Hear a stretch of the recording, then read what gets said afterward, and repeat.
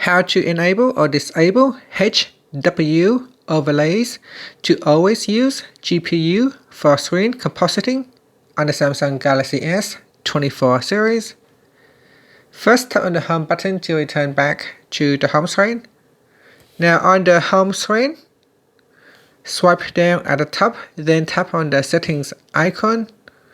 In the settings page, scroll down to the bottom and then tap on developer options. Next, we scroll down, and in here, tap on disable HW overlays. Tap on the toggle button to switch it on or turn it off. And with this feature, it said that always use GPU for screen compositing on the Samsung Galaxy S24 series. Thank you for watching this video. Please like and subscribe to my channel for more videos.